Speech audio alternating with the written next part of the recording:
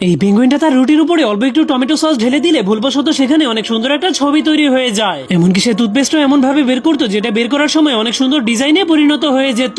সে শুধুমাত্র তার পায়ের মাধ্যমেই একদমই আসলের মতো ছবি বানিয়ে দিতে পারতো। আর তার বানানো সেই ছবিগুলোকে মিউজিয়ামে নিয়ে তার মালিক কোটি কোটি টাকায় বিক্রি করতো। কিন্তু পেঙ্গুইনটার এই সফলতা দেখে এই বিড়ালটার অনেক হিংসে হতো, যার কারণে সেও পেঙ্গুইনটাকে হারানোর জন্য তার মতো সুন্দর সুন্দর ছবি বানানোর চেষ্টা করে। কিন্তু কেউই তার আঁকা ছবিগুলোকে পছন্দ করতো না, যার কারণে সে তার ছবিগুলোকে বিক্রি করতে গেলে মানুষেরা তার ছবিগুলোকে জুতা দিয়ে পারিয়ে পারিয়ে চলে যেত।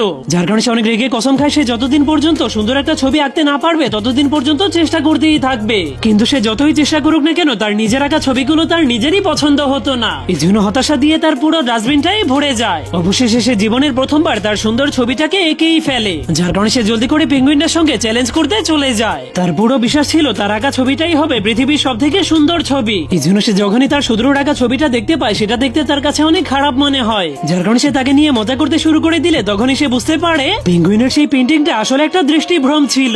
এমনকি সেখানে বসে থাকা পেঙ্গুইনটাও সেই ছবির একটা অংশ ছিল, যা দেখে সেই বিড়ালটার মনটা অনেক খারাপ হয়ে গেলে সে তার আঁকা সবগুলো পেন্টিংকে ছেড়ে ডাস্টবিনে ফেলতে শুরু করে দেয়। কিন্তু তখনই সেই পেঙ্গুইনটা বিড়ালটার মধ্যে আজব একটা প্রতিভা দেখতে পায়। সে ডাস্টবিনটাকে যেখানেই রাখতো না কেন বিড়ালটা না দেখেই তার সবগুলো ময়লা সেই ডাস্টবিনে ফেলে দিত।